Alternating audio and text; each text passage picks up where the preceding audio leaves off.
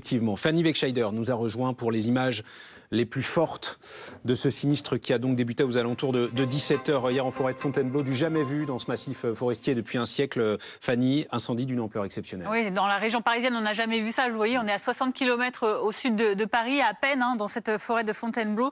Une première depuis un siècle, avec un feu qui a même franchi une autoroute et une ligne à grande vitesse. Regardez ces images hier pour vous montrer l'étendue, ce panorama qui montre l'étendue des flammes, des fumées qui se sont dégagées au-dessus de ce massif donc de la forêt de Fontainebleau, avec ces flammes très intenses qui brûlaient le sol hier, très sec dans cette région, en Seine-et-Marne.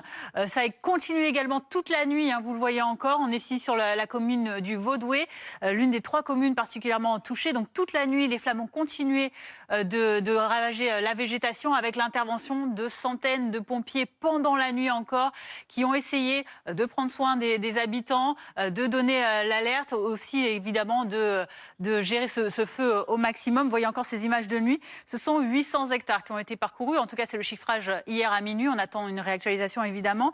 Une propagation encore prévue aujourd'hui. Le maire du Vaudoué a parlé d'un mur de flammes qui avançait très vite, arrivé au contact des premières maisons. Il a évacué la moitié de sa commune, a-t-il dit hier. À Achères-la-Forêt, la mairie a évacué 200 foyers, près de 400 personnes.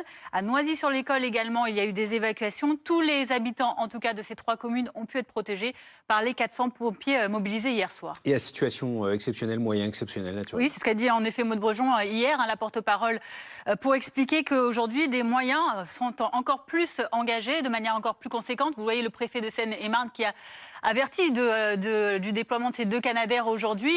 On les voit ici, donc depuis un jardin d'un riverain sur la commune de Chartrette, en train d'écoper l'eau, justement. On les voit au bout de ce jardin.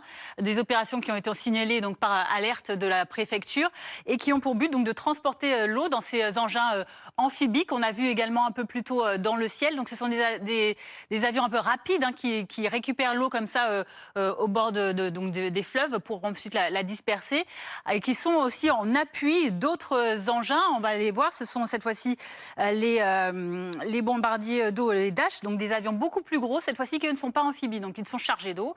Ils le larguent, mais ils ne peuvent pas donc faire le même travail aussi souple que ceux des Canadair. Donc c'est vraiment un complément, 2 fois plus efficace, en tout cas 2 fois plus de capacité de stockage d'eau.